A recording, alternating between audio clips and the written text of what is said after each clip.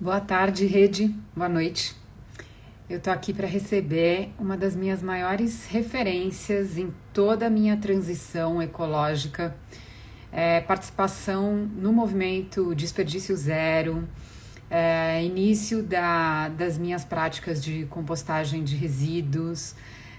Enfim, eu vou receber hoje uma pessoa muito importante para mim e muito importante aqui para o Sustenta o Quê também, que é a Karen Rodrigues. Ela já chegou e nós já vamos começar. A gente vai fazer uma reflexão aqui para além do plástico, para além do movimento de desperdício zero. Oi, querida. Oi, tá dando pra me ouvir? Dá? Tá, que eu tô colocando aqui ó, um fonezinho todo sem fio, chique. Sim, mas eu vou te falar que ele dá bastante interferência. Eu comprei também isso aí. Bom, meu é segunda mão, então vamos ver se dá sorte. Já tá rodado ele.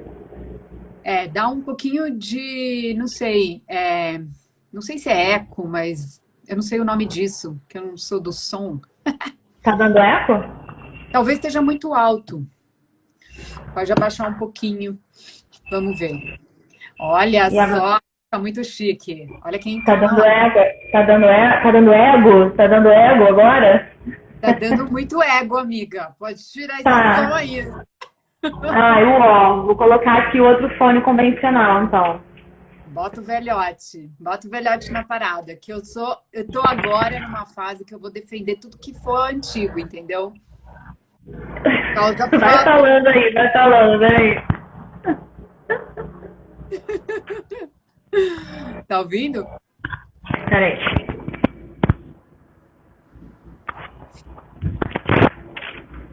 Henrique chegou. Não conheço ele, mas seja bem-vindo, Henrique. E agora, ó. Ah, ficou bem melhor, amiga. Tava estranho. Ai, Parece que você gente, tava uó, dentro da tava caixa doida de pra usar som. o fone novo. Uó. Eu também tentei, mas ele é mais pra gente ouvir do que falar, eu acho que no ao vivo, assim. Mas Então muito tá. bem, seja muito bem-vinda, cabeluda. Não foi como eu te conheci, agora tá ótima. Bom, a Karen, para quem não conhece, meu bem, onde você mora? Mora no planeta Terra, Brasília? Mas ela vai se apresentar, então, rapidamente aqui. Sim. Bom, gente, boa noite. Dani, obrigada pelo convite mais uma vez, né? Tava demorando pra gente fazer uma live juntas, já que somos amigas pessoais e a gente faz lives através de áudios no WhatsApp, né? Nossos áudios de 20 Muita! minutos. Mas olha só, bom, para quem não me conhece, meu nome é Karen Rodrigues, eu sou adepta do desperdício zero, do movimento Zero Waste, né, que é um movimento onde a gente busca reduzir o máximo nossa produção de lixo no dia a dia. Mas a minha pegada é questionar muito mais do que reduzir somente, né, que já é muita coisa, mas reduzir a produção de lixo. A minha pegada é questionar e averiguar mesmo os fatos e por que que a gente está numa crise mundial de lixo, né? Já que nós somos seres racionais e estamos numa era moderna, por que que a gente então está poluindo as nossas próprias fontes de sobrevivência, a nossa própria casa, né? E aí eu vou trazer aqui para vocês um dado pessoal da minha vida que foi, enquanto eu fiz uma viagem louca aí pelo mundo, né, de 2 anos nômade, eu fiz alguns trabalhos voluntários, tem um destaque no meu Instagram de dessa minha viagem, com um resumo da minha viagem. Eu tive 2 momentos muito simbólicos no Quênia. Eu tive a oportunidade de morar 2 meses e meio no Quênia e eu visitei um lixão, né? Assim, era um aterro sanitário, mas na verdade era lixão mesmo, no Quênia. E lá eu tive minha primeira epifania, assim, do fim do mundo, digamos assim, que foi o lixo não parava de chegar, os caminhões, já é uma coisa enorme. Tem no meu destaque também sobre esse lixão de Dandora, na cidade de Nairobi, que é o lixão principal, né, para onde vão todos os descartes de Nairobi. E aí o lixo não parava de chegar, não parava de chegar, e aí tinha uma colina onde tinha um grupo de pessoas fazendo uma certa separação para reciclagem, só que eles estavam na beira de um rio. E aí tinha umas mulheres limpando algumas partes do lixo, alguns lixos, né, que seriam reciclados. E aí eu tava conversando com um rapaz, e aí de lá, que trabalha lá, e aí eu falei assim, ah, mas o que vocês não reciclam vai pra onde? Aí ele falou, a gente empurra pro rio, né? E na mesma hora o que aconteceu ali pra mim, eu tive tipo uma visão, assim, como se fosse um filme mesmo do futuro, sabe? Onde eu via todos os animais mortos, assim, eu via um filme da gente vivendo entre o lixo, porque eu ali entendi com o meu corpo inteiro que se a gente não parar com esse meio de produção e logística que a gente tem, se a gente continuar tratando as coisas como descarte, lixo, não vai ter mais onde enfiar nada e tudo vai parar na água, né? Então, eu ali vi uma destruição, assim, foi um momento muito louco e ali eu entendi, eu acho que mais do que eu já havia entendido, sabe? Que é um problema global e que a gente precisa urgentemente resolver. E aí foi uma das epifanias que eu tive ali, assim, foi transformador para mim também, me deu mais ainda um senso de urgência, né?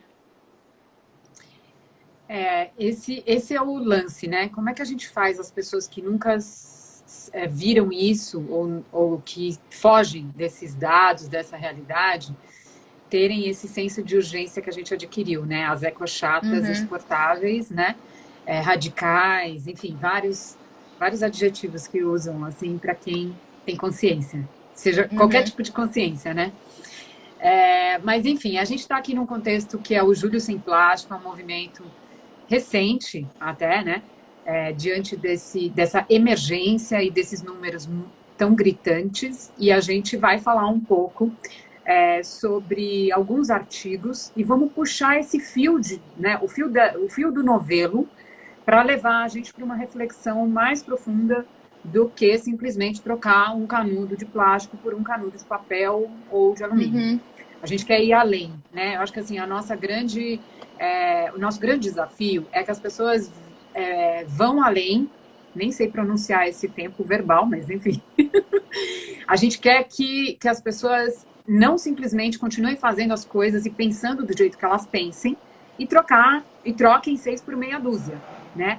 Porque é muito simples você virar e falar assim, ai, nossa, eu não posso mais usar copo plástico, vou comprar aquele copo lindo da moda, né? E pronto, e continuar fazendo o resto tudo igual.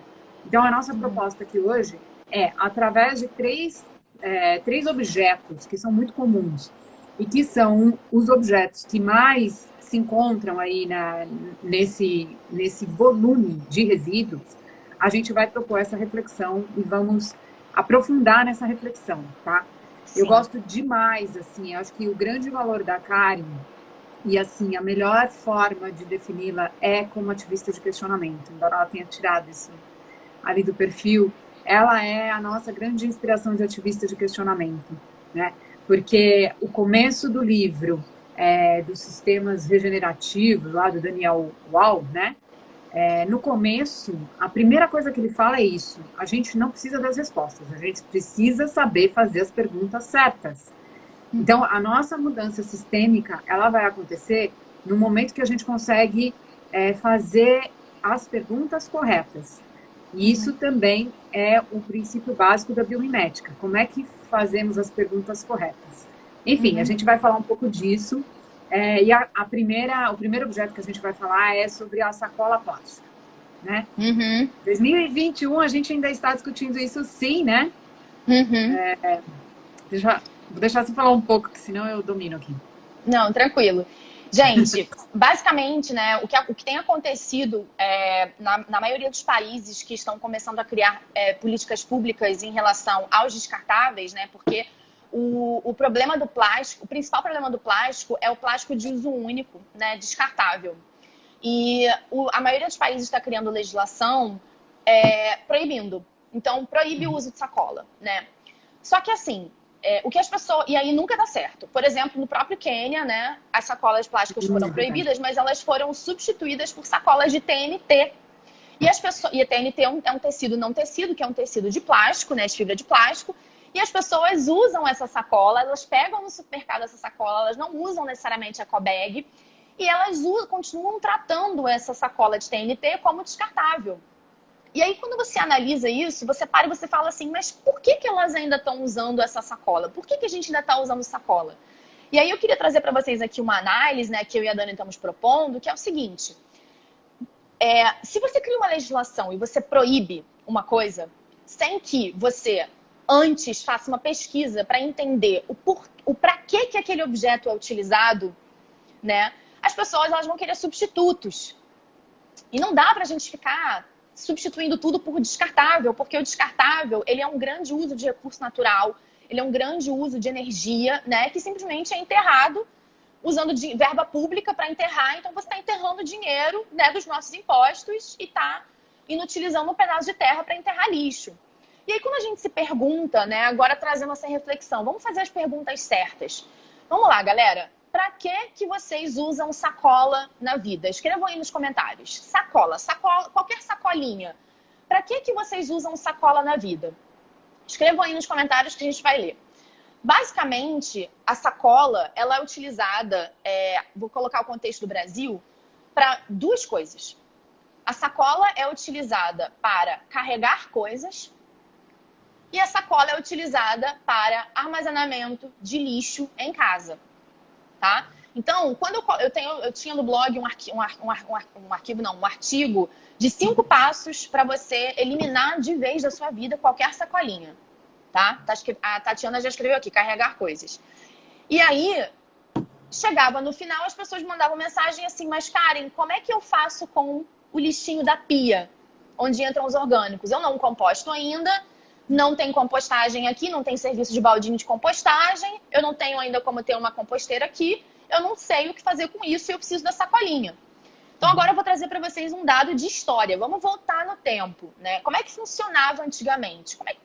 Se hoje em dia a gente precisa de uma sacolinha para colocar o lixo úmido, né? Como é que era antes? Já existia lixo úmido antes. Então como é que era? Era bem menos população, a gente não tinha 7 bilhões de pessoas no mundo, tá? Era bem menos população e praticamente não existiam prédios, eram casas. E as casas tinham quintal. E as pessoas, não existia matéria sintética, a gente está falando de 60 anos atrás e até antes de 60 anos atrás, não existia matéria-prima sintética. Então, e as pessoas não comiam industrializável, elas comiam comida natural, o máximo possível, a comida era feita em casa. E aí, as pessoas faziam comida em casa, o que sobrava de sobra de alimento, né, úmido eram as cascas, né? E aí as pessoas juntavam aquilo ali e elas enterravam no quintal. Se vocês encontrarem uma pessoa de 70 anos, que tenha 70 anos, perguntem para essa pessoa como que vocês faziam com o lixo na casa de vocês. Não existia lixo. A manteiga vinha numa latinha e essa latinha era reutilizada depois, né? As bebidas que a gente vai falar daqui a pouco vinham em garrafas reutilizáveis, que elas eram devolvidas. Então você praticamente não tinha lixo. Os pacotes das coisas, quando você ia comprar uma roupa, ia mandar fazer uma roupa no alfaiate, você embrulhava num papel com um cordãozinho de barbante, você levava assim para casa, você não tinha uma sacola para colocar aquilo. Você levava assim para casa. E então sobrava aquele papel que também é biodegradável, né? Se você tinha uma roupa, por exemplo, que rasgava, as pessoas costuravam e consertavam. E se a roupa ficasse completamente inutilizada, não existia fibra sintética. Então, elas também acabavam usando, né, aquela roupa para fazer lenço de bolso, lenço de papel, para fazer guardanapo em casa, de tecido. As pessoas costuravam muito mais. E, eventualmente, uma coisa ou outra que sobrava, quando eu também era enterrada, era biodegradável. Então, é por isso que a gente tem dificuldade de encontrar alguns registros, né, da antiguidade em determinados países tropicais, por exemplo, porque você tem umidade, você tem oxigênio, você tem um alto trabalho de micro-organismos, né, que compostam aquilo tudo. Era assim. E aí, com a urbanização, com o aumento da população, com a urbanização vertical, você passa a ter um prédio e você não tem mais quintal. Então, você não tem onde enterrar. E aí, quando você não tem onde enterrar, você precisa de alguém para vir buscar o seu lixo. E assim nasce a gestão de descartes. Mesmo assim, naquela época, ainda era tudo biodegradável. Então, se você levasse tudo para um aterro sanitário, né, você faz camada de biodegradável, né, camada de descarte orgânico com areia, com descarte orgânico com areia, aquilo ali vai se biodegradar com o tempo, né? É claro que não estou dizendo que é impacto zero, não, tá? Mas estou dizendo que não é a mesma coisa como hoje misturado a lixo, a sintético, a pilha, a bateria, a plástico, a um monte de coisa junta, tudo ensacado. Então, quando a gente volta no tempo, a gente fala isso, né, Dani? Pô, então, qual é o problema? Por que que eu preciso de uma sacola? Eu preciso para carregar coisa e eu preciso para o lixinho de pia. Se você tira a sacola das pessoas, como é que as pessoas vão armazenar o lixinho de pia se você não dá gestão de descarte orgânico para as pessoas? As pessoas vão continuar precisando da sacolinha. Então, eu não estou dizendo que a sacolinha não é um problema. Eu estou dizendo que para a gente sanar a questão da sacolinha, a gente precisa ir na raiz do problema, a gente precisa entender para que as pessoas utilizam ela, qual é a necessidade por trás da sacolinha. Você precisa de uma sacola? Precisa, mas ela não precisa ser de plástico. Ah, para carregar alguma coisa, a gente pode ter ecobag, entendeu? Uma ecobag dobrável de tecido, a gente pode ter, não tem problema nenhum. A gente pode carregar as nossas coisas, se você quiser ir numa farmácia comprar um remédio, você põe dentro da sacola reutilizável. Se você quiser comprar uma roupa, você pega a sua sacola reutilizável. Não é vergonha nenhum. Homem pode andar com mochila, homem pode andar com bolsa também. Bolsa não equivale a gênero. Então, é extremamente importante que a gente passe a ter esse hábito de carregar uma sacola, uma ecobag sempre com a gente. No entanto, quando a gente vai para o lixinho, molhado, da pia, né? Não sei se tá aqui ainda o nosso famoso, já me chamou de Gari aqui também, que também sou. O Henrique, nosso famoso Gari da Tijuca aqui do Rio de Janeiro, né? Entendi. É mais do que nunca, ele sabe que se você pega, né, que a gente precisa entregar para as pessoas que fazem o descarte, né, que fazem a gestão de descarte da gente, a gente precisa entregar isso de uma forma digna, né? Pelo amor de Deus, né, gente? Então, os condomínios exigem isso. A gente precisa da sacolinha, por exemplo, para o lixo úmido. E a gente não vai resolver o problema da sacolinha mundial. Tanto que lá no Quênia, substituiu pelo TNT, as pessoas usam a sacolinha de TNT para amarrar lixo e para jogar fora. Eu tenho registro disso, tem aí no meu destaque também. Então, problema raiz da sacolinha plástica é entender a necessidade dela, entender o uso dela. O uso dela de carregar coisas a gente pode resolver. É o hábito da ecobag, de uma mochila, de uma bolsa. No entanto, o lixinho úmido precisa resolver. E aí tem algumas alternativas, né? Bom, primeiro que aqui, quando foi implantada a sacola aqui, o discurso era que o plástico tinha que ser biodegradável, que é outra questão. Acho que a gente pode deixar essas questões estacionadas, assim, se der no final a gente fala. Então, eles falam, era como se aquilo fosse inócuo. Então, tudo bem, resolvemos. Porque é uma sacola que vai virar, digamos, adubo. Só que a gente descobriu que esse plástico não existia. Agora tem até um grupo que vai lançar em breve uma embalagem assim e vai existir realmente um polímero 100% orgânico e biodegradável em qualquer condição normal, assim, sem condições especiais. Mas ainda é uma mentira esse óxido biodegradável, porque né, nas condições que a gente conhece, que a gente tem, que são a maioria lixões ainda no Brasil, não vai degradar, não vai virar um composto orgânico, né? Uma outra coisa, acho que só três comentários que eu quero fazer antes do próximo item, né? Tem alguém falando de garrafa aí, a gente vai falar disso, tá? É o terceiro item, então segura aí um pouquinho. Mas assim, a Karen falou de uma outra questão que eu tô lendo muito sobre isso e é uma questão histórica, né? Então, o nosso problema começou com a Revolução Industrial, né? Ele cresceu e ele se multiplicou. Tanto a população do planeta quanto o sistema de produção, ele teve essa grande virada, né, com a Revolução Industrial. Então, tudo começou a ser feito de forma a você fabricar em série, num número muito grande, em escala, tudo tinha que ser escalado, né, para gerar aquela economia, para gerar dinheiro, né, esse capital. E as pessoas também se multiplicaram de um jeito que uma coisa foi puxando a outra. Então, é um sistema. É isso que eu acho que é importante a gente chamar a atenção. Não é a substituição de uma coisa por outra que vai resolver. A gente está falando de mudanças sistêmicas. E isso a gente só faz junto São muitas coisas junto que contribuem para uma mudança sistêmica. Então, cada coisa é importante, né?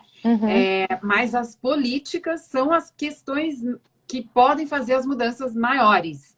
Então, por isso que a gente quer se aprofundar nessas questões. Ô, Dani, a Mel perguntou aqui, o do ciclo orgânico, o saco do ciclo orgânico não é biodegradável? A Mel do Ateliê do Savon. Ele é, só que a legislação não exige que as sacolas que são oferecidas sejam essa sacola de mandioca biodegradável. Entendeu? Disso que a gente está falando. E aí a questão é que, assim, a gente vai ficar plantando mandioca, mesmo que de forma agroflorestal, a gente vai ficar plantando mandioca para colocar o lixinho orgânico para depois mandar para o aterro sanitário. Então, a gente precisa de uma gestão de descarte orgânica, sim, né? É primordial que isso aconteça, né? Nem assim, a Oca, que produz embalagens de mandioca, não é uma mandioca comestível que ela usa. É um outro tipo, que é um tipo que a gente não consome normalmente para alimento, né? Como alimento. Ela é diferente, tem características diferentes e tal, então ela não concorre com a alimentação. Não sei qual que o pessoal do ciclo usa, mas assim, tem muita coisa surgindo. Essa. Né? Assim, tem muita coisa. Tem coisas assim, espetaculares surgindo dentro desse campo de materiais novos, orgânicos, de resíduos, etc. Mas o que a gente precisa entender é, se a gente continuar fazendo as coisas do mesmo jeito que a gente faz, não importa o material. A Terra não consegue digerir. Entendeu? Exatamente. A gente tem limites planetários, né? Também. Então, né? Então, assim, e isso a gente sabe desde 1950, gente. Né? Assim, os cientistas alertaram desde o início desse processo, né? A gente tem várias publicações, livros, como começou o movimento ambientalista. Então, assim, não é desconhecido. Só que o que está se sobrepondo a isso é a questão do dinheiro vale mais do que qualquer coisa. Do que o dinheiro vale mais do que a vida de qualquer pessoa, né? Vale mais do que aquilo que mantém as condições de vida para a gente. Então, por isso que a gente quer aprofundar nessa questão. E aí, a gente pode entrar, então, no fator que hoje produz a maior quantidade de resíduo plástico no mundo, que são as embalagens de alimentos. Né? E aí eu queria até fazer um spoiler não, um jabazinho, na verdade. Eu fiz uma conversa com a... Ai, gente, esqueci o nome dela. A Naturalíssima. A Marcela da Naturalíssima. Ela chama A Naturalíssima, tudo junto. Ela fala muito de beleza e tal, beleza natural. Tarará. E hoje esse podcast ficou disponível no Spotify, em todas as plataformas e tal. E a gente falou muito disso, né? Que essa mudança precisa ser mais profunda. Então, por isso que a gente precisa ter esse entendimento para a gente não virar e falar assim, como é que eu resolver esse problema, Karen? A Karen nem te conhece, não sabe onde você mora, entendeu? Não sabe qual é o seu estilo de vida, suas necessidades do seu dia a dia e tal. E ela vai virar e vai falar, faz isso. Não é assim. A gente precisa procurar as nossas próprias, nossos caminhos, né? Então, a embalagem de alimento, né? Como é que a gente olha para esse item e repensa essas necessidades? Eu preciso de todas. Eu nunca mais posso comprar na vida. Vou um dia estar num aperto, morrer e não comprar, por exemplo. Pois a questão das embalagens de alimento, isso é super polêmico, né? Porque eu tenho uma visão, para mim, assim, para mim, a solução é muito fácil. Para mim, tá? Para nós, né?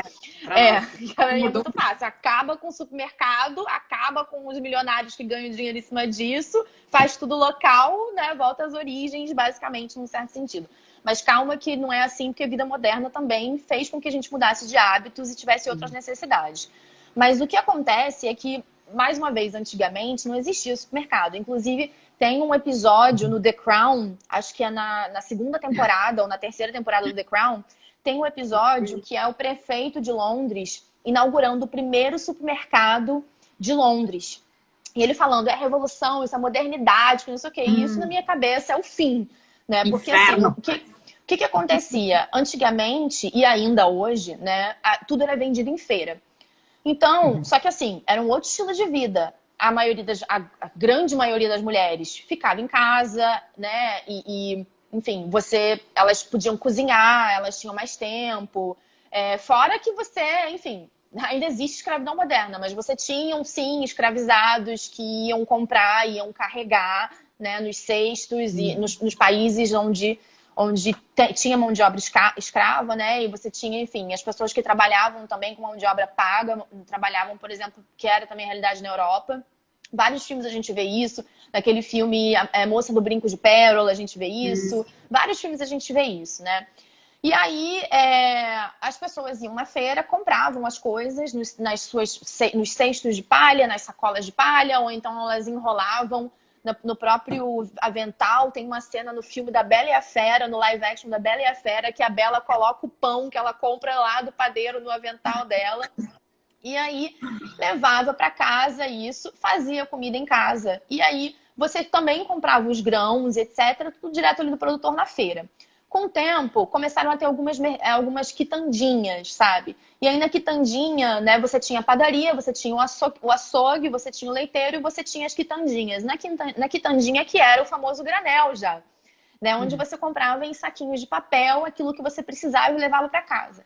Importante dizer que não era como é hoje, que você compra... A pessoa fazia geleia em casa, a geleia não tinha essa industrialização do alimento. Você não tinha um monte de empresa vendendo alimento já pronto e preparado, entendeu? Era outro ritmo de vida, era outro estilo de vida. Então, isso influencia na compra. Quando a gente vem não só com o processo de industrialização, mas quando a gente vem com os supermercados, você não tem mais feira, você não tem mais contato com o produtor. Você precisa expor o alimento. Então, você precisa que ele esteja embalado. Entre aspas, precisa. Porque, na verdade, não precisa. Mas surgiu essa necessidade de colocar lá tudo nas gôndolas para poder preservar, né? E aí, dentro disso, a gente também, paralelamente, a gente tem o avanço do plástico, da indústria do plástico, né? Criando novos materiais e injetando esses materiais dentro dos bens de consumo. Você tem a era dos grandes empresários, né, que são empresários que tudo é terceirizado e eles, né, ficam ricos justamente em cima da mão de obra das pessoas. E você tem a era das Anvisas da vida, das FDAs, dos órgãos reguladores sanitários, né?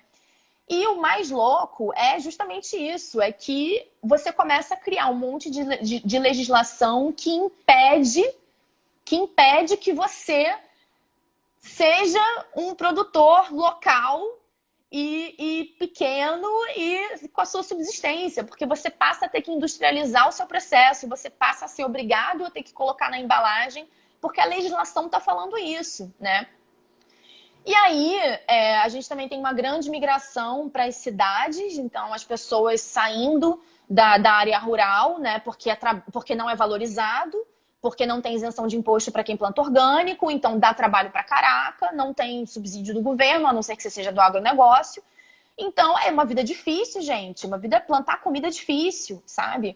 E aí, acontece isso, acontece que as coisas começam a ser empacotadas, né? E o mais louco é que, às vezes, tem um produtor de ervilha e ele vende a ervilha dele, ele fornece a ervilha dele para 3 empresas diferentes. Cada uma coloca numa embalagem, mas a ervilha vem do mesmo produtor. Porque não necessariamente quem está colocando lá a ervilha no saquinho é a pessoa que planta a ervilha, sabe? Então, como é que a gente poderia... O que a gente entende do pacote, né? Como é que a gente consegue ir na raiz da questão do pacote da comida? Primeiro, não faz sentido a comida ficar viajando quilômetros e quilômetros e quilômetros, a não ser que você esteja numa ilha muito distante, onde se você for, né, devastar a ilha para plantar comida, às vezes não dá. Tem questões assim, tá? Ou então você está numa área muito remota, muito difícil. De qualquer forma, não precisa comida viajar quilômetros e quilômetros. A gente pode ter produção. O Brasil é um país riquíssimo nesse sentido. A gente pode ter comida local, sim, em todos os estados, sabe? Não precisa ficar viajando comida. E mesmo que a comida precise viajar, sabe? Não precisa dessa loucura toda de embalagem. A embalagem, em certo sentido, é importante para a nossa segurança, de certa forma mas não precisa ser do jeito que é feito. Então, a gente precisa, na verdade, que a legislação volte a dialogar com os pequenos produtores, com os produtores locais, e que ela não fique somente olhando para a questão do grande, do industrializado, né? A gente viu aí o que aconteceu com a Lano Alto na semana passada, dos queijos deles, que foram mais de 120 quilos de queijo, acho que foi confiscado, né? E aquela coisa, tipo, nossa, você faz o pão na mão. Na padaria, você pode até ter uma área toda, né, feita de aço inox, para você poder limpar, tal, etc. Mas você faz o pão na mão. Por que o cosmético não pode ser feito na mão? Por que tem que ser uma máquina? Por que o queijo tem que ser, né? Então, a gente tem uma legislação que está acabando com a nossa comida, porque ela está industrializando todos os processos. Então, a gente sanaria essa questão da embalagem. Assim, eu acho que o supermercado não vai sair das nossas vidas, porque hoje em dia as pessoas trabalham durante o dia, nem todo mundo pode ir à feira durante o dia, né? Mas é muito importante que a gente tenha o empreendedorismo do granel, sim, local. É muito importante que a gente tenha, sim, as mercearias de bairro.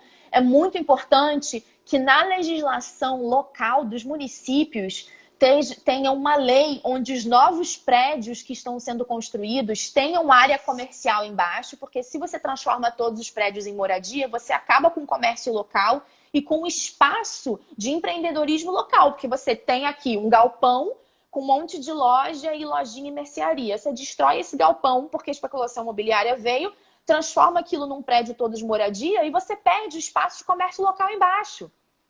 E aí você só consegue vender em supermercado, porque só o supermercado que consegue ter grana para ter um imóvel, entendeu? Então também precisa pensar nesse lado. A gente precisa de espaço para o comércio local existir. Então a embalagem plástica da comida, ela vai ser sanada quando a gente começar a entender por que ela existe. Ah, porque vem de longe a comida, então vamos colocar a comida perto. Ah, porque precisa de um espaço, uma industrialização? Tá bom, então vamos colocar o espaço, vamos colocar a legislação para o espaço de produção ter uma regularização, mas o pequeno produtor é diferente do grande produtor, né? Ah, a gente precisa disso e daquilo. Tá bom, então vamos analisar o que é necessário para que não exista aquilo. Eu sou a favor de ser tudo granel, tudo quitanda, tudo feira, tudo Instituto Chão, Instituto Acácia, somos a colheita. Para mim tem que ser isso. Eu acho um absurdo as pessoas ficarem milionárias com o supermercado. Eu acho que ninguém tem que ser milionário também, entendeu? Então eu já penso mais assim, tudo agroecológico, tudo orgânico, sim, segurança alimentar. Eu sou dessa opinião. Mas é uma grande transição para lá. Então, para a gente entender o problema das embalagens dos alimentos, a gente precisa entender os hábitos das pessoas, os hábitos locais das pessoas e criar soluções locais para isso. Não são soluções globais. As soluções são locais, de acordo com a cultura do povo originário, do povo local, de acordo com a alimentação do povo local também, de acordo com os hábitos. Então, é assim que a gente tem que repensar essas embalagens plásticas. E obviamente, também ter legislação para a gente utilizar matéria-prima reciclada quando precisar usar o plástico, para ser reciclado e não ser obrigatoriamente matéria-prima virgem, né? Que também é um problema. Rogério tá zoando a gente aqui, tudo Flintstones. Eu acho gíria. Eu acho... Tem muita coisa que você fala, amiga, e eu não quero te interromper, depois eu vou perdendo tudo. Não, fala aí, vai. A primeira coisa, a última coisa que você falou, né? Sobre as nossas escolhas. Eu fui almoçar num restaurante esse fim de semana com a minha família e era vegano, eu fiquei super animada e tal. Só que era vegano, mas não necessariamente comida de verdade. Entendeu? E a apresentação parecia que sim. Mas eu cheguei lá e aí eu falei, mas essa coxinha, a carne é carne vegetal de onde? Do que é? Da coisa do futuro lá, bagulho do futuro. Aí eu falei, tá, então esse eu não quero. Eu quero o outro, que é o molho de tomate, mas enfim. E aí minha mãe ficou puta, né? Porque, como você é radical, como você tá chata, como você o quê. Mas eu acho que essa escolha são as escolhas que realmente promovem a diferença. Então, eu fiz parte de um trabalho do Save Food Brasil, quando ele chegou no Brasil, né? Um movimento contra o desperdício de alimentos.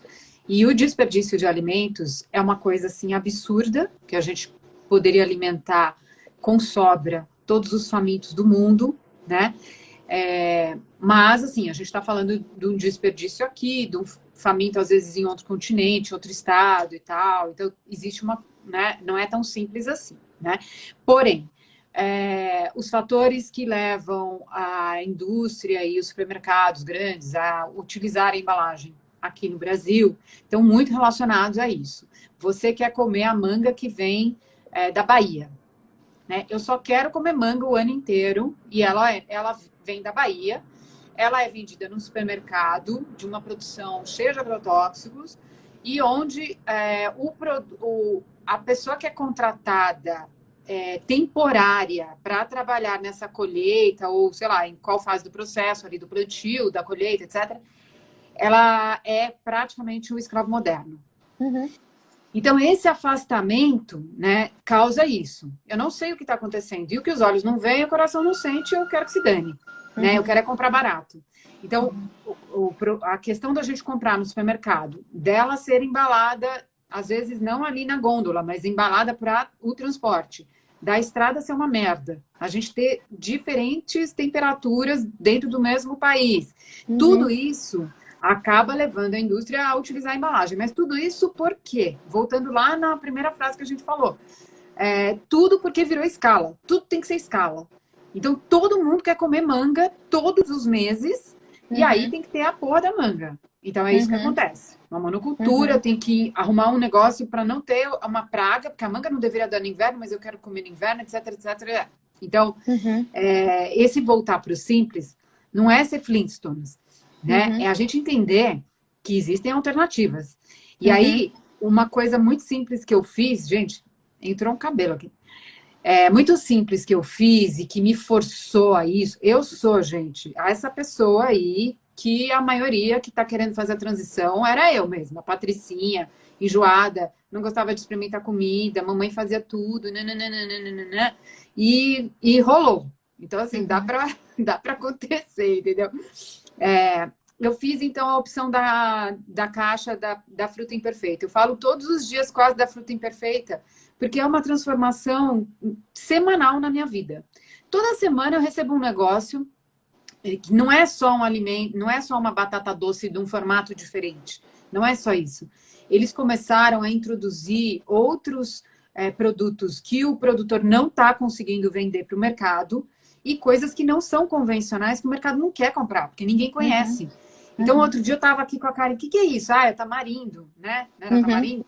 Isso. Eu nunca tinha visto na minha vida um tamarindo, que é um fruto nacional, super, né, tradicional do nosso país. E não sabia nem como come aquilo, entendeu? Então, essas coisas fazem a gente aprender. E tudo que eles compram vem do local. Ou seja, se vem do local, é sazonal, ele tem menos veneno. E, além de tudo, ia ser desperdiçado o trabalho desse produtor, que é um puta trabalho, né? Vamos combinar? Tem uma pergunta aqui bem boa do Júlio Sem Plástico que eu já vou responder, mas sobre isso que está falando, Dani, nós duas sabemos que tem um mini documentário maravilhoso da Oxfam, né, sobre todo o cenário por trás das frutas no Brasil, né? Acho muito importante vocês assistirem, é um documentário super rápido, acho que tem 15 minutos, se eu não me engano, que fala justamente sobre a mão de obra escrava, sobre os agrotóxicos, sobre as monoculturas das frutas, né? Aquilo que a gente não vê por trás das frutas, que são as frutas vendidas no supermercado. Mas o que eu queria trazer aqui, primeiro, nós somos um país colonizado. A gente foi criado para ser colônia, para a gente pensar como colonizador também. Então, a nossa comida, os nossos hábitos alimentares foram moldados para a gente querer comer como europeu, tá? Então, dieta mediterrânea. Exatamente. Essa é a primeira coisa. A segunda coisa, o ser humano, a história do ser humano colonizador branco, né? Não estou falando dos povos originários, estou falando do povo capitalista, racista, colonizador branco. É uma história de querer dominar a natureza, de querer dominar o meio ambiente e a natureza. E aí, quando você quer dominar o meio ambiente e a natureza, você quer tudo a qualquer hora, a qualquer momento. E com a globalização, né, que facilitou o acesso, não estou dizendo que não tem impacto, mas facilitou, entre aspas, facilitou permitiu, digamos assim, o acesso ilimitado às coisas, a ponto de você estar na Noruega e você estar comendo uma quinoa do Peru, dizendo que é sustentável isso, só que qual é o impacto disso chegar lá, né? Então, você comer um abacate na Europa, em pleno inverno europeu, você está fazendo um guacamole de abacate vindo, entendeu? De Porto Rico, né? A ponto de você, por exemplo, enfim, todo é dominar. Quando você prende animais no zoológico para falar, ai, vamos no final de semana no zoológico ver o hipopótamo, ai, eu quero ver o hipopótamo. Você está querendo dominar a natureza ao seu dispor, para você ver a hora que você quiser, né? Então, isso acontece com alimentação também. Eu quero comer manga o ano inteiro porque é isso. E não é assim. A gente tem que mudar o nosso paradigma através de educação ambiental e de conscientização das pessoas que, primeiro, não é um problema ser sazonal. Não é um problema. Você vai ter o negócio, entendeu? Que nem, tipo, ovo de Páscoa, você não come só na Páscoa? Então, mano, espera a porra da manga dar no Natal. Entendeu? Espera, cara. Qual é o problema? Entendeu? Qual é o problema? Então, assim, não é um problema. Sabe, você não espera o Oktoberfest pra ir na Oktoberfest? Todo ano você espera pra Oktoberfest. Então, espera a porra do inverno pra comer o teu cítrico. Entendeu? Que saco, né? Então, só que aí, tipo, a época do morango no Brasil é diferente da época do morango na Europa. Você consegue importar o morango numa época diferente. Aí você acostuma a pessoa a comer o morango numa época diferente. Então, tem tudo isso, né? Que eu acho que vale. Muito infantil e muito egóico. A gente precisa parar de querer ficar dominando todo e ter tudo ao nosso dispor. Inclusive, o plástico, ele vem disso. O plástico, ele vem de uma necessidade de impermeabilização também, mas ele vem de uma necessidade no contexto, enfim, vários contextos, mas o plástico vem de uma necessidade de domínio de uma matéria-prima, porque a madeira impõe limitações. Você quer fazer uma cadeira, você tem que trabalhar de acordo com a madeira que você tem, com a forma da madeira que você tem. Entendeu? Você quer fazer alguma coisa de pedra, você tem que trabalhar com a pedra que você tem. Você quer fazer uma casa, você tem que trabalhar com o que você tem. O plástico, ele deixa você fazer o que você quiser, na forma que você quiser, do tamanho que você quiser, da cor que você quiser. Cara, isso aí para um designer é assim, mano, sem dar asas à sua imaginação. E olha onde a gente está chegando, né? Mas queria responder aqui a mensagem do Júlio Sem Plástico, que ele fala assim, ó, Dani, aí quero saber a sua opinião também. Qual a opinião de vocês sobre a questão da palha do milho ou a folha de bananeira como embalagem de alguns produtos? O que você acha, Dani? Cara, da pamonha, tipo, embalagem de pamonha? De tudo, porque, embalagem. Cara, eu não sei, depende. O que você quer analisar com isso? A função, custo, para que produto precisa de embalagem, precisa... Eu não consigo analisar uma questão assim tão generalista, sabe? Uhum. E as pessoas me odeiam por isso, porque tudo eu falo depende, para que é, onde, por quê. Então, não dá pra gente virar e falar assim, ótimo, vamos usar para tudo. Acho que tem que substituir e colocar isso em tudo. Sim. Não dá para fazer assim, não dá para responder assim. Por exemplo, a minha colega aqui, minha parceira, né, a Danila, que tem um perfil chamado Escolha Bem. O que ela fez? Tinha um mercadinho local, ele tinha uma necessidade de, acho que por questões legais, ele tinha que entregar ali a verdura embalada, tinha uma questão legal que tinha que ser cumprida. Ela desenvolveu essas embalagens. Era folha de alguma coisa que tinha ali na região. Era uma folha e eles usaram isso naquela venda pequenininha e ok, deu super certo, atendeu a legislação, as exigências, o consumidor foi explicado por que era aquele material, etc, etc, ok. Então, depende da situação, né? Se houver, se puder desenvolver localmente, né? Aquela folha também era local e tudo mais, e aí atendeu a todo mundo ficou feliz, entendeu? Eu tive um grande privilégio de poder ir para a Tailândia nessa viagem que eu fiz, nômade, e na Tailândia, nas feiras na Tailândia, tudo bem que hoje já tem muito plástico lá, assim, plástico demais, porém, o natural na Tailândia é tudo em folha. Então, docinho, coisinha, comidinha, você vai pegar um bolinho ali de arroz de alguma coisa na folha da bananeira, você embala as coisas em balaio, sabe, de palha. E docinho, assim, docinhos mesmo, tipo de brigadeiro, sabe? Docinho a forminha do quindim era de folha de bananeira e aí eles prendiam com os palitinhos, assim, né? E, cara, e as pessoas vão pra Tailândia e fazem assim, ai, que maneiro! Aí vai os gringos, ai, que legal! Chega no próprio Chega aqui, país, né? ai, que nojo! Ai, que Ai, que não pobreza. sei o quê, exatamente. Que Então, assim, eu pobreza, né? Não tem acho, uma embalagem dourada. eu acho assim, eu jamais comeria uma pamonha que tivesse no supermercado em plástico. A pamonha tem que ser na Sim. palha de milho, feita ali na esquina, entendeu? Então, eu acredito sim na palha de milho e de bananeira para muitas coisas. Só que quando você tem que transportar isso por muitos quilômetros, Então, gente. aí pode começar a ter um processo de oxidação ou de degradação ou de micro-organismos. Então, precisa ser local. Mas a gente não pode ignorar que isso faz parte, sim, da nossa tradição, das nossas raízes. Então, não na minha opinião, tem que ser analisado, tem que ser, né, tem que ser olhado tudo direitinho. Mas eu também sou um pouco desconfiada dessa mania de asepsia de tudo, sabe? Asepsia, não sei o quê, não. Eu falei, gente, peraí, calma, não é assim, Não entendeu? é. Se a gente fosse dependente dessa asepsia toda, estaria todo mundo morto, meu amor. Não é assim. Quando eu viajei para os lugares que eu viajei, não tinha Anvisa nenhuma, asepsia nenhuma, e tava todo mundo comendo e a vida é essa e tá tudo certo.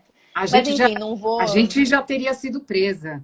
Porque É. depois que eu te conheci, nossa, Gente, no carnaval não tem asepsia nenhuma. Você vai pro carnaval, você beija na boca de geral, você nem sabe quem é, você não pergunta eu nem se a não, meu pessoa bem. escovou o dente, entendeu? Ah, você Não me vai põe todo nessa conta, suado não, pra tá? cama com os outros. Você pede pra pessoa passar álcool gel no pinto da pessoa? Não pede, entendeu? Então me venha com... Você embala num latex, né, gata? Na Isso verdade, aí, mas enfim, tô aqui já também pirando, né, Dani? pronto, já viajou. Agora eu perdi o fio da meada aqui, que alguém Ai, falou. desculpa, cara. A gente foi falar de pinto, né? No Falou de carnaval, tá foda. pinto, carnaval. Amiga, não fala isso. Agora eu tô perdidaça. Não sei nem onde eu tava, cara. Eu ia falar, sabe do quê? Da palha, da pamonha. Gente, quantos docinhos de leite eu comi na vida com aquela palhinha seca, embalada na palhinha seca, que era feito no Maravilhoso. interior. Nossa! Bom, tem um negócio só para não deixar passar desse item, que a gente falou sobre os órgãos reguladores, que a gente falou agora, né? Anvisa, no pinto e tal. Então, existe um problema seríssimo, porque a gente precisa, sim, da força das leis para essas mudanças sistêmicas, né? Precisa. Não do jeito que é feito no Brasil, que é tudo feito de qualquer jeito, né? E pior agora ainda. Mas, inclusive, você viu, né? Você viu que tiraram o INPE. O computador da do INPE? Foi Mano, excluído. Não, foi excluído o INPE para notificação dos dados sobre nem entra nessa. Nem Não, entra entra, nessa, peraí. porque eu vou Mas, enfim, começar. o que eu queria falar é que a minha turma de mentoria de carreira para trabalhar com sustentabilidade, ela teve algumas pessoas do setor público. Isso foi a coisa mais incrível, assim, para mim. Porque essas pessoas que estão ali construindo as leis, ou pelo menos dando apoio para a construção dessas leis e tal, eles precisam ter noção disso tudo que a gente está falando, de que nós somos um sistema que está, né, indo para o precipício, está muito pertinho do precipício, e do que a gente tem que fazer. Então, ele tem que apoiar o pequeno, que é o maior empregador nacional, a pequena empresa é o maior número de empresas nacionais, né, dentro desse escopo, e também são os maiores empregadores. Olha isso. E aí a gente vai lá e puxa o tapete desse pessoal, recebe os lobbies, os benefícios do lobby, etc. E a coisa vai dando ruim, né? E, enfim, só queria puxar esse jabá, que assim, minha mentoria encerra hoje, né? Então, as inscrições encerram hoje. Então, quem que for do setor público aí, quiser entrar, acho que vai ser bem interessante a gente ter pessoas mais preparadas ali. E agora, deixa eu ver essa pergunta que está estacionada aqui. Era da palha. Agora a gente vai falar na garrafa, que tem uma galera aí, né? Vamos falar um pouco de garrafa, né? Eu vou abrir esse questionamento até com um post que eu fiz. E quero até lembrar que tem uma outra pergunta sobre o documentário da Oxfam. Eu não sei se o documentário tem o mesmo nome do estudo, mas eu tenho aqui uma pasta na guia. Eu fiz uma série que foi bombástica sobre esse estudo, que chama Frutas Doces, Vidas Amargas. Esse é o nome do documentário. É o nome do documentário. Eu acho que eu assisti na época, mas o estudo foi tão gritante, eu chorei lendo. Eu chorei lendo. E a gente não sabe dessas coisas. Então, quem quiser ver o resumo sem chorar, tem aí na minha pasta, numa pasta de consumo responsável. Bom, a gente vai falar da garrafa de bebida, né? Garrafa de bebida, o pessoal tá falando, o vidro recicla, não sei o quê. Ah, e tem duas coisas aqui, né? A Coca-Cola, que vende um xarope que não serve para nada, né? Ela é a maior poluidora do planeta, com 3 milhões de toneladas de garrafas plásticas. A Nestlé vem em segundo lugar, com 1,7 milhões de toneladas. Depois vem Danone, que é uma empresa B, inclusive, 750 mil toneladas. E aí, em quarto lugar, a Unilever. Então, a gente tem essas 4 grandes indústrias, que eu não compro nada de ninguém, graças a Deus. Graças a Deus, esse karma não vou levar mais, já estou limpando o meu karma nessas 4 empresas. E tem também, para acrescentar nessa conversa, né, um estudo que no Canadá, eles fizeram um grande estudo e descobriram a quantidade de partículas de microplástico que as pessoas consomem junto com a garrafa d'água. E isso chega a 130 mil partículas por ano, que a pessoa vai ingerindo e jogando para dentro do corpo. Eles não sabem ainda mensurar o quanto disso é processado, assim, fica no corpo, acumula, onde fica, e como é que se dá, isso eles ainda não têm dados, né? E um outro dado interessante é que a Nestlé Pura Vida, Nestlé Pure Life, Pura Vida, é a que tem o maior número dessas micropartículas por litro de água. A média, eles têm 390 e a média de todas as garrafas plásticas é 325. Eles conseguem ter mais no Pura Vida. Pura bosta, né? Pura bosta. Ai, gente, eu sou completamente contra ganhar dinheiro em cima de água. Eu sou completamente contra. Ponto, acabou, não tem essa. Água é a única coisa que o ser humano, a coisa mais importante que o ser humano precisa para sobreviver é água. Como é que você lucra em cima da única coisa que literalmente sustenta a gente por dias sem comer comida? Não existe isso. A gente precisa de água para viver. Não existe vida do nosso entendimento de vida, né, do ser humano, né? Então, digamos assim, bactéria, vida, né? Não existe vida sem água. Precisa de umidade, precisa de água. Então, não existe. Então, como é que você vai negar isso para as pessoas? Isso é um direito mínimo, básico. Então, o acesso à água tem que ser gratuito, limpo. Não pode lucrar em cima da água. Isso é antiético, entendeu? Eu acho um absurdo. Passada essa questão, vamos falar das garrafas, né? Bom, também se vocês acharem uma pessoa aí de 70 anos, que eu já andei entrevistando várias, tá? Dando spoiler aqui do meu curso, que algum dia vai sair, se Deus quiser, se Gaia quiser, essa porra desse curso sai. Então, eu entrevistei várias pessoas de 70 anos, tá? Quero receber indicações de mais pessoas de vários contextos diferentes, de 70 para cima. Como é que era antigamente, né? As pessoas bebiam leite, não estou aqui agora entrando em questões veganas, estou entrando na questão da bebida da garrafa. As pessoas bebiam leite em garrafas retornáveis, né? Então o leiteiro passava na tua porta e você depois deixava a garrafa lá, o leiteiro pegava a garrafa e levava, esterilizava, reutilizava. Você, quando lançou o refrigerante, não existia essa coisa de suco em garrafa, não tinha isso, as pessoas faziam em casa, entendeu? A gente está falando de uma década com menos gente, com outro contexto, era outra coisa, tá? E aí eu perguntei para a mãe de uma amiga minha, perguntei para ela, cara, mas como é que você fazia com água na rua? Como é que você fazia? Ela falava assim, cara, eu não ficava na rua para ter que beber água na rua. Eu saía da escola e ia para casa, não tinha essa de ficar zanzando, não. Entendeu? E aí depois também, quando eu fui trabalhar, entendeu? Eu tinha água no trabalho, você não ficava zanzando na rua. Não tinha dinheiro para essas coisas. Ela falou assim para mim, quando você passava manteiga no pão, não era aquela abundância de manteiga, era um pouquinho de manteiga, porque não tinha dinheiro para você ficar comprando, não era barato as coisas, entendeu? Então era outra consciência de uso da coisa, sabe? Não era tipo, entendeu? Não era tipo, não era assim. Então, você passava nos lugares tinha água. E aí, o que aconteceu? Veio o plástico, né? E aí Primeiro, o vidro tem também desvantagens. O vidro é pesado, tá? O vidro, ele tem uma pegada hídrica para sua produção, uma pegada de carbono altos também. Tudo tem carbono, mas tem uma pegada alta, né? O vidro vem da areia, vem do quartzo, então você precisa de grandes quantidades também de energia para produzir o vidro, né? E o vidro quebra e o vidro é pesado.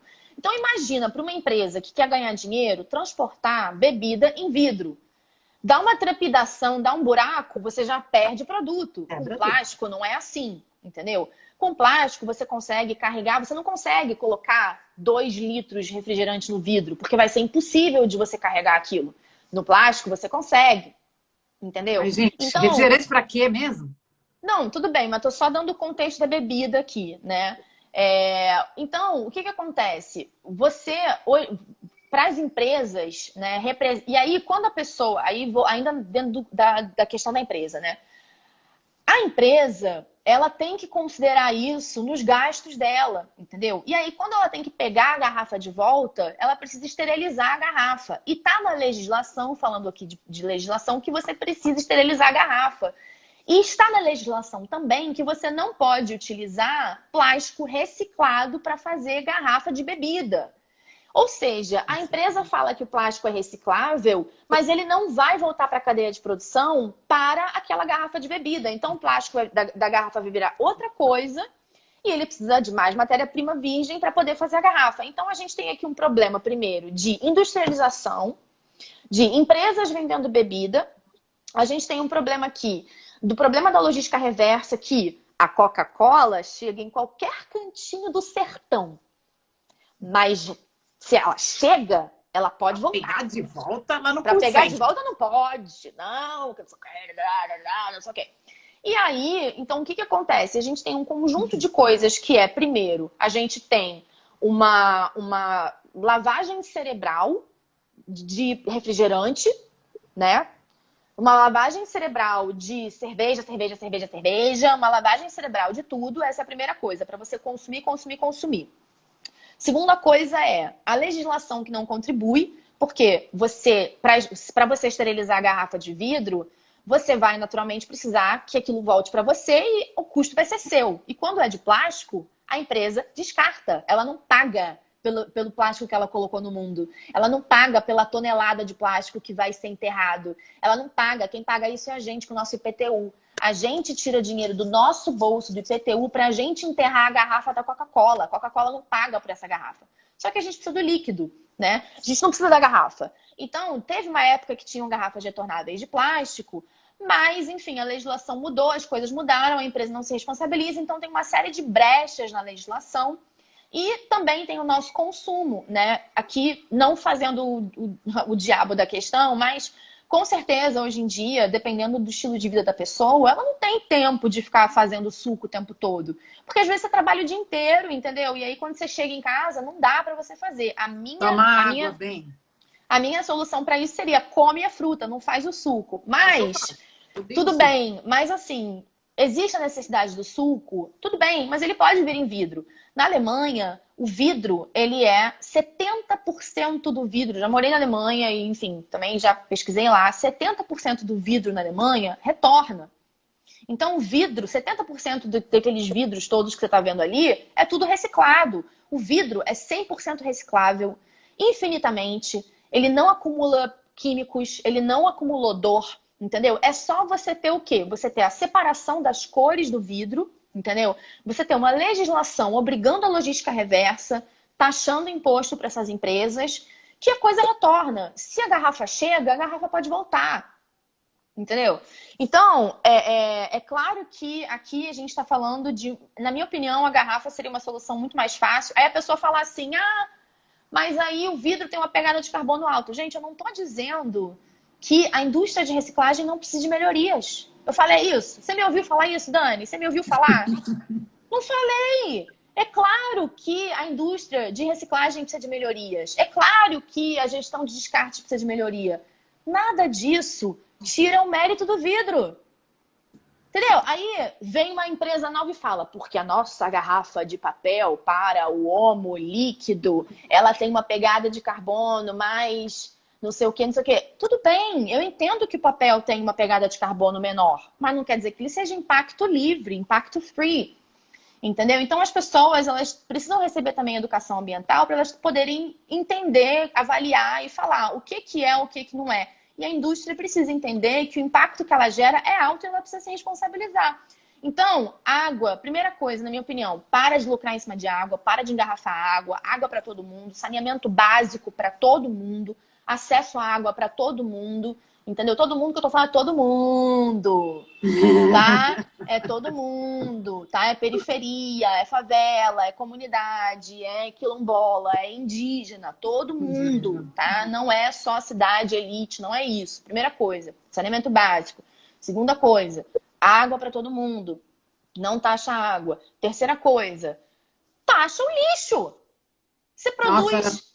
Você produz... Aí, quanto que a Coca-Cola produz de tonelada de plástico por ano que você falou? 3 milhões. Ó, a Coca-Cola Vezes põe 3 milhões. Vezes 3 1.000 milhões? quilos, né? Porque tonelada é 1.000 quilos. Exatamente. Então taxa a Coca-Cola. Quanto que vai custar pro Estado para enterrar essa merda? Entendeu? Então vai lá e taxa. Toma, vai sair do teu bolso. Vai Tem sair onde do teu enterrar, bolso. gente. Ó, deixa eu te falar uma coisa, já que você falou de novo dessa garrafa. Já tô irritada. Falou da Coca-Cola, já fico como? Ó, já fico... Tem duas coisas que eu preciso falar para as pessoas, assim, juntarem as coisas, né? Sobre plástico. A Paulina fez uma entrevista no último episódio, que é o episódio 182 do Vozes do Planeta, com um professor, né, que é da UFAL, não sei qual é, acho que é Alagoas, será? Que chama Robson Santos. O artigo dele saiu na Science, então eles estavam super comemorando e tal. E o estudo já catalogou 1.500 espécies de animais que estão com esse plástico no organismo. Isso causa, né? Está causando alterações genéticas nesses animais. A gente sabe que o plástico ele entra e o nosso organismo pensa que é um hormônio e começa a mudar todo o nosso sistema de regulação. E ele chamou a atenção sobre um dado muito importante, porque assim, teve aquele estudo do WWF de que ia ter mais plástico no mar. Em 2050 a gente vai ter mais plástico do que peixes no mar. Então, isso viralizou. Só que o que acontece? A gente começou a ter mais incentivo e dinheiro para pesquisas oceânicas. E esse mesmo investimento não tem a mesma proporção de investimento para pesquisas terrestres. Então, agora que eles estão fazendo esse tipo de estudo para saber o impacto do plástico nos animais terrestres, é muito provável que a gente vai descobrir a mesma coisa, assim, tipo, ou pior. Ou pior, porque quem não viu o post que eu fiz sobre o impacto do plástico na agricultura, né? Ele vai além dos agrotóxicos. A gente tem, assim, métodos que estão sendo realizados para a monocultura dar certo, onde você protege a terra, você protege o alimento com plástico por cima, você faz uma estufa, uma série de utilizações para que a gente consiga ter essa quantidade de alimento produzido ao mesmo tempo, né? O Brasil é um dos grandes produtores, acho que o quarto maior produtor, enfim, é o maior em várias, plástico do mundo. Em várias commodities, ele também é o maior produtor no agro, né? De alimentos. Então, ele usa muito isso, e agora essas pesquisas vão trazer esses dados novos. E sobre o refrigerante, existe uma plataforma que chama Videocamp, com P mudo, né? De campo. E lá, a Maria Farinha, que é uma produtora, ela tem vários documentários. Tem um documentário antigo que é sobre obesidade infantil, que é para chorar também, para ver o que essa indústria, que a Coca-Cola e a Nestlé fazem em comunidades periféricas, né, e comunidades tradicionais, que não precisavam ter contato com essa porcaria, né, que leva essa cultura nojenta para dentro desses locais, e as crianças viciadas no açúcar, né? E obesas, assim, com 6, 7, 8 anos de idade, a criança não sabe, assim, não consegue fazer atividades de brincar, de tão obesa, né? E, assim, toma uma garrafa de 1,5 litro, 2 litros de Coca-Cola por dia e não consegue... Enfim, tem toda uma questão cultural ali. Existe um estudo no México justamente disso, de crianças com cárie, porque o refrigerante é mais barato que a água. Então, antes delas irem dormir, elas bebem refrigerante e aí elas ficam com cárie, porque é açúcar, né? Tem um estudo sobre isso também. Tô aqui cheirando meu difusor pra me acalmar. Quando eu falo da Coca-Cola, eu fico muito possessa. Eu não sou assim não, tá, gente? Eu não sou exaltada o tempo todo não, tá, Não, gente? eu sou. Nas minhas palestras eu sou calminha, gente. Pode me contratar, tá? Mas é que aqui a Dani é minha amiga, então é intimidade, então a gente Ok. se permite, entendeu? Tô Ai, aqui com gente, meu olha, assim, difusorzinho da Diana Córdoba. ninguém merece, né? Eu não posso agora também, eu vou ser estressada, desculpa, mas eu vou ser. E aí tem uma outra coisa também que você falou sobre a garrafa, de a legislação não permitir o reciclado, não sei o quê. E tem uma marca, que é a Bonafonte, que ela fez assim ela fez uma ginástica de logística para ela conseguir trazer os galões de 50 litros lá, acho que é 50 litros, né? De volta para a empresa, para poder produzir a garrafa 100% plástico reciclado dos próprios galões dela. E aí conseguir essa aprovação. E, cara, eu olhei e eu falei assim, então, mas o que a gente precisa é bebedouro público. A gente não precisa de garrafa plástica. E aí ficou essa questão, né? Então, a gente também promove isso, né? Quando uma empresa, ao invés de colocar ali um filtro, ela precisa comprar essa porca dessa garrafa maldita, né? Ela também promove essa economia, né? Com esse mindset, esse mindset. Lançando aqui um questionamento. Quanto será que a Brahma, Antártica, por exemplo, pagam pela água para fazer cerveja? E quanto que a gente paga? Se a gente tivesse se a gente tivesse que contar, por exemplo, Aí vou falar quanto outro. quanto que uma empresa de cerveja, uma Heineken, quanto que ela usa de água do meio ambiente para produzir cerveja? Se isso fosse, se isso fosse, como é que se fala? Fosse relacionado à mesma quantidade de água que uma pessoa compraria em garrafa. Então, vamos supor que a Heineken utilize por mês 1 milhão de litros de água. Se esse 1 milhão de litros de água está sendo vendido em garrafa d'água, quanto será que a gente está pagando e quanto que a Heineken está pagando? Eu vou te falar vou te dar uma dica. Não sei se eu vou lembrar o dado direitinho, mas tem um pessoal que chama H2O Podcast e eles são da área de saneamento, né? Eles são incríveis, esses meninos.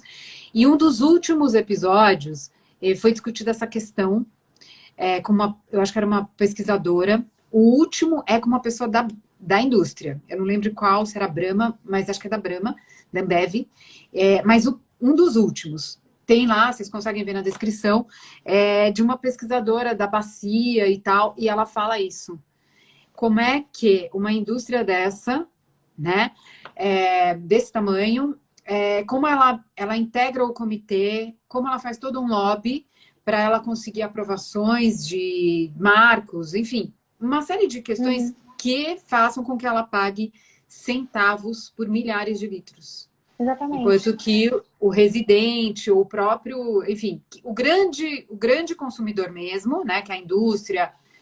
No Brasil a gente não tem muito irrigação, né, é mais pelo regime de chuvas, mas a indústria então é o maior consumidor dessa água e ela paga assim, é Nada. ridículo, não tem nem como comparar o quanto a gente paga e o quanto ela paga, entendeu? É muito desproporcional. E assim, gente, eu acho que toda essa discussão que eu e a Dani estamos trazendo aqui para vocês é o seguinte: o que a gente precisa urgentemente mudar é o nosso paradigma. A gente tem que sair do paradigma do descarte. O descarte e o desperdício. Essa coisa de tipo assim, mas eu então vou tomar banho mais rápido, mas a indústria está usando água pra caraca, então eu vou tomar o banho de 20 minutos que eu quiser. Eu acho que a gente precisa sair dessa mentalidade de que é infinito, de que os recursos naturais são infinitos. A gente precisa sair da mentalidade do desperdício, dessa superabundância de desperdício, como se a natureza tivesse ao nosso dispor. A água que está aqui é para o meu luxo, entendeu? Não é assim. Do mesmo jeito que o paradigma do descarte, ele não pode ser normalizado. As coisas, a gente precisa sim de legislação, mas a gente precisa que a nossa cabeça comece a mudar para a gente entender que existem limites planetários, sim, que existe, mas que dá para ser sustentável, regenerativo, né? Dá para ser.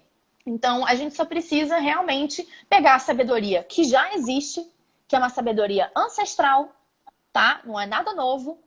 Uma sabedoria ancestral que está sendo sistematizada? Sim, está. A gente precisa pegar essa sabedoria, a gente precisa aplicar como a Dani falou no início da live, a biomimética, né? Que é você olhar para a natureza e analisar a natureza e encontrar soluções para as nossas questões, né?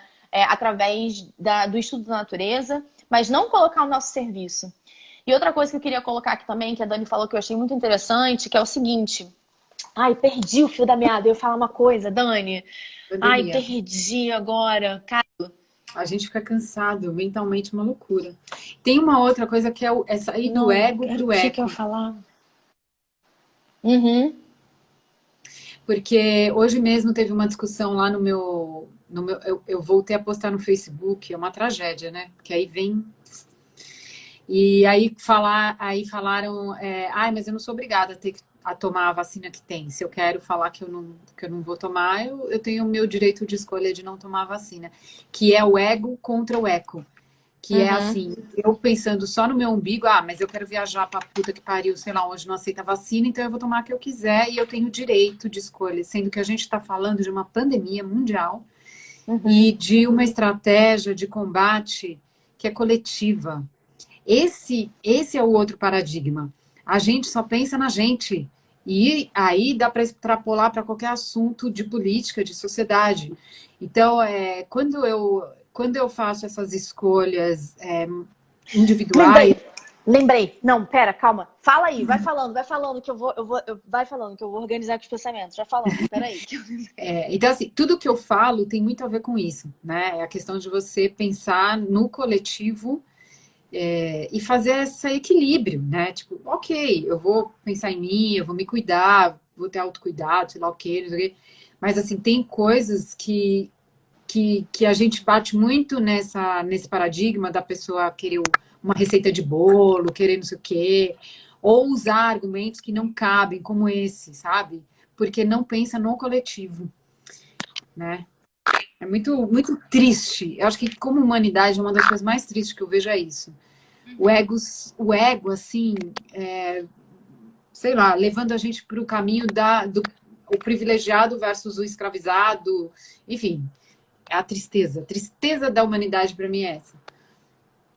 Não, o que eu ia trazer aqui é o seguinte: você falou dos dados científicos agora, das pesquisas do microplástico, né? E que a gente ainda não sabe o que isso vai acontecer no corpo, etc. Por que a gente tem que ter muito cuidado com isso? Fazer aqui uma reflexão também de uma reflexão que veio em mim através de um curso que eu fiz do Diálogos Incômodos com a Parley TV, que acho que Maravilhoso. aqui, e ela jogou essa para mim e eu peguei isso e estou aplicando isso em tudo também, que é o seguinte: eu não preciso ser cientista para entender de crise climática. Eu não preciso ser biólogo para entender de meio ambiente. E tem certas coisas que eu acho, sinceramente, que a gente não precisa da academia para entender. Porque a nossa vida, ela não depende de estudo científico, porque ela é lógica. Então, assim, não faz sentido enterrar lixo. Não faz sentido arrancar recurso natural do meio ambiente e enterrar. Não faz sentido o lixo existir, não faz sentido. Entendeu? Então, antes mesmo da gente querer uma comprovação de que o microplástico faz mal, antes do plástico acontecer, já está errado. Entendeu? Então, a gente precisa ter cuidado, porque tem uma galera que quer estudo científico e, mas você estudou, mas a fonte, que não sei o que. Cara, eu tô falando óbvio aqui, eu tô falando da nossa vida. Eu tô falando da nossa vida, entendeu? Então, tem certas coisas que a gente precisa se ligar, entendeu? Que não é academia. A gente vai ficar esperando a academia, até porque a comunidade científica está há décadas falando da crise climática e ninguém tá ouvindo. Então, se você não ouve o cientista e desvaloriza o cientista, então a gente ainda está esperando o cientista para comprovar um monte de coisa que é lógico, né? Então a gente precisa passar a enxergar com o coração, a gente precisa olhar para o mundo e para as pessoas com o coração, entendeu? Sabe? Parar de olhar só com a mente do dinheiro e do poder, de exercer o poder. A gente precisa olhar com o coração, a gente precisa se abrir para a vida, sabe? Falar, gente, é vida, somos. Entende? Então, eu acho fundamental que a gente tenha uma pesquisa, óbvio, sobre todos os efeitos do microplástico no nosso organismo, claro. Mas tem coisa, gente, que é lógico. E só vai ser lógico sair sim do ego, se a gente sair sim da mente capitalista, da mente, cara, colonizadora, da mente racista, a gente precisa sair disso, né? Poder, cara, para mudar, né? Então, por isso que eu costumo dizer que a revolução, na minha opinião, é humana, né? A revolução é humana. Mas não sou contra pesquisas científicas, tá, gente? Pelo amor de Deus, amanhã vai sair na capa da Veja. A revista de relacionamento diz que não precisa de estudo da...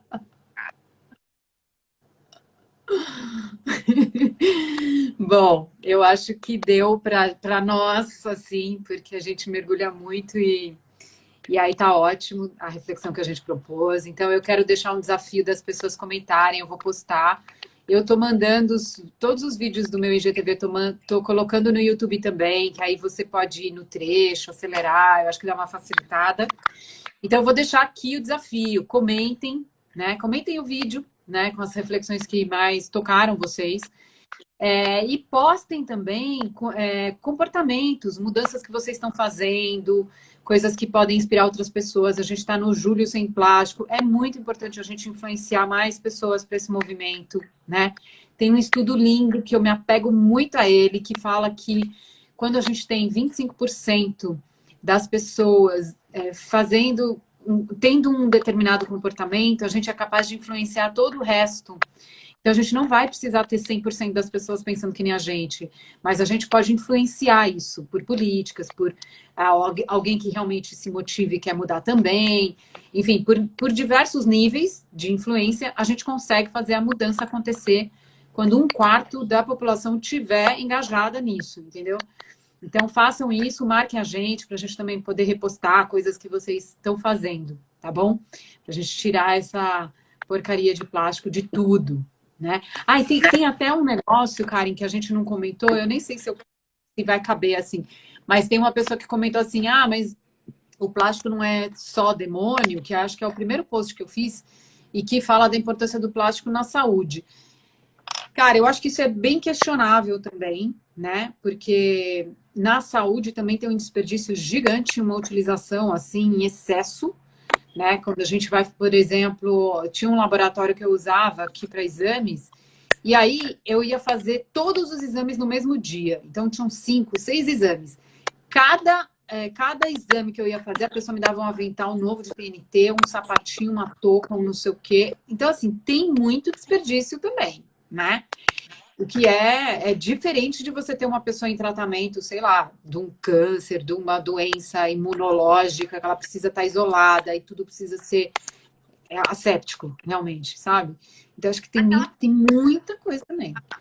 A medicina evoluiu muito, sim, com plástico. Por exemplo, as bolsas de transfusão de sangue, na verdade, quando as bolsas de transfusão de sangue viraram de plástico PVC, as primeiras pessoas que receberam essa transfusão de sangue, elas depois voltaram com câncer, porque o PVC era cheio de químicos. E tem isso. Mas, sim, a medicina, ela evoluiu muito por causa do plástico, com certeza, porque hoje em dia, armazenar, vamos supor que seja uma seringa de vidro para uma pessoa no mundo. Como é que você vai armazenar tudo isso? Na hora que você vai, se a seringa cai, claro, se a seringa cai, contamina, mas assim, como é que você vai armazenar tudo isso, desinfetar tudo isso?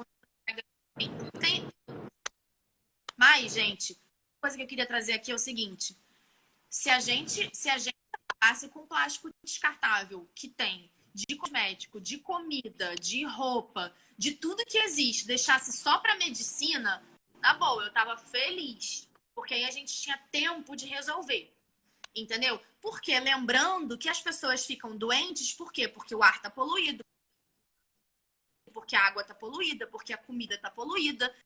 Então, Exato. se a gente tivesse tanta medicina, tá? Então, assim, eu concordo coisa. Que a medicina evoluiu, sim, com o plástico. É claro que tem questões aí também, sim, com certeza, sabe? É claro que precisa de uma gestão de descarte melhor também, mas eu acho que o plástico ele não precisa ser um demônio para certas coisas. A matéria-prima do plástico já existe e ela vai continuar entre nós. Ela pode ser usada de outras formas, ela pode ser usada, sim, de outras formas. Mas é que se a nossa mentalidade do descarte, do domínio, né, de tudo, e do poder, e do lucro, se a nossa mentalidade da superabundância de recursos ilimitados no mundo não mudar, a gente vai usar o plástico da forma errada sempre. Então, né, é isso que a Dani falou. O Julho Sem Plástico é um ótimo mês para não só a gente refletir sobre a nossa redução de plástico na nossa vida, no nosso cotidiano, mas também sobre o que representa isso, né? E para a gente sair da nossa visão de mundo também. Vai olhar para a pessoa que está sendo afetada pelo lixo, vai olhar para a pessoa periférica, vai olhar para a pessoa que não tem saneamento, vai olhar para a pessoa que não tem dinheiro para comprar água engarrafada e que, entendeu? Vamos olhar assim, tem várias aldeias indígenas que foram deslocadas e não tem água potável para eles, sabe? E aí eles têm que ficar comprando água engarrafada também, e aí esse plástico vai para onde? Então, vamos olhar para os animais que estão engolindo plástico também. Então, a gente precisa realmente sair assim do nosso uso cotidiano disso e olhar para o todo, né? Que não é fácil, é um grande desafio, mas eu acho que o mês, essas datas comemorativas são muito simbólicas para isso, né? E, bom, a gente poderia ficar aqui, mas se eu não fosse dormir cedo, eu ia ficar com a Dani na ligação do WhatsApp mais à noite, né? Só... mais agradecer o convite, eu adorei, a gente pode super fazer mais vezes. Também, querida. Obrigada. Todo mundo. Com certeza vai ficar gravado, então vocês podem compartilhar com todo mundo esse vídeo aqui maravilhoso, com várias informações interessantes. E passar o conhecimento adiante, gente. Não fica me pedindo para fazer Reels, não, tá? Você aprende, você absorve, você aprende, você compartilha e você faz o Reels, meu amor. É isso aí, gente. Obrigada, querida. Boa noite para você e para todo mundo. E façam isso tudo aí. Um beijo. Um beijo.